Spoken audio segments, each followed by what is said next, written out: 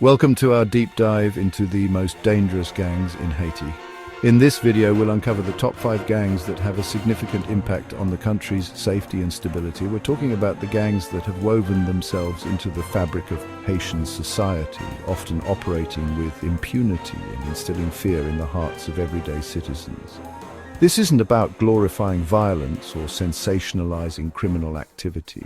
This is about understanding the complexities of a nation grappling with poverty, political instability, and the rise of powerful criminal organizations.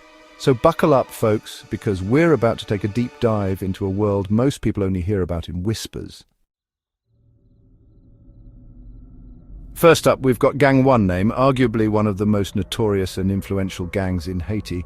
Their roots run deep, often tracing back to political turmoil, social unrest, or even just a neighborhood crew trying to protect their own. Gang 1 emerged from the chaos of, briefly explain the gang's origins, a specific event, neighborhood, or period of instability. Gang 1 has Mention 1, 2 key figures if known, and their roles and reputations. These aren't just your average street thugs. They're shrewd, often charismatic leaders who've managed to consolidate power and command loyalty through a combination of fear, intimidation, and a lack of viable alternatives in impoverished communities.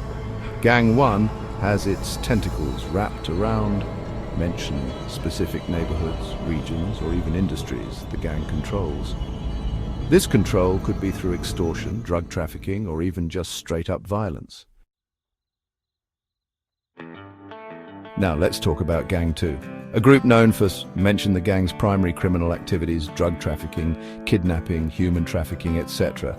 It's about the devastating impact their operations have on everyday Haitians. Imagine living in a community where you're constantly looking over your shoulder, afraid of being caught in the crossfire, or worse, becoming a target yourself. That's the reality for countless people living under the thumb of Gang 2. They operate with a brazen disregard for human life, often resorting to extreme violence to maintain control and silence opposition.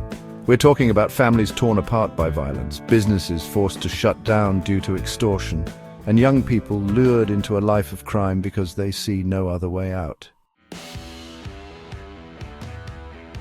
But hold on, folks, because it gets even more complicated. These criminal organizations are also constantly vying for power amongst themselves, and that's where things get really messy. Gang 3, for example, has a particularly nasty history with a rival gang. We're talking about full-blown turf wars, complete with shootouts, kidnappings, and enough bloodshed to make even the most desensitized viewer cringe. These conflicts can erupt over anything from control of drug routes to settling old scores. And when these gangs clash, innocent bystanders often get caught in the crossfire. Schools, hospitals, even places of worship, nothing is off limits. These feuds often stem from petty rivalries, power struggles between individuals, or even just a perceived disrespect. Now you might be wondering, where are the police in all of this? Where's the government? Well, that's where things get even more complicated. In Haiti, the line between law enforcement and criminal organizations can get awfully blurry. Gang 4, for example, is notorious for alleged connections to corrupt officials, police, or government figures.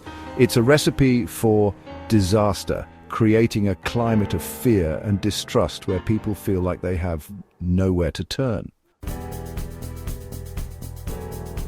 And finally, we come to Gang 5, a group that's been making headlines recently for a surge in violence, arrests of key figures, or shifts in their activities.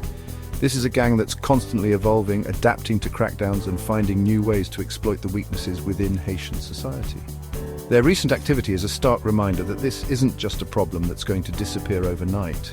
It's a complex issue with deep roots, and addressing it will require a multifaceted approach, involving law enforcement, social programs, economic development, and a genuine commitment to tackling the root causes of gang violence, poverty, inequality, and a lack of opportunities.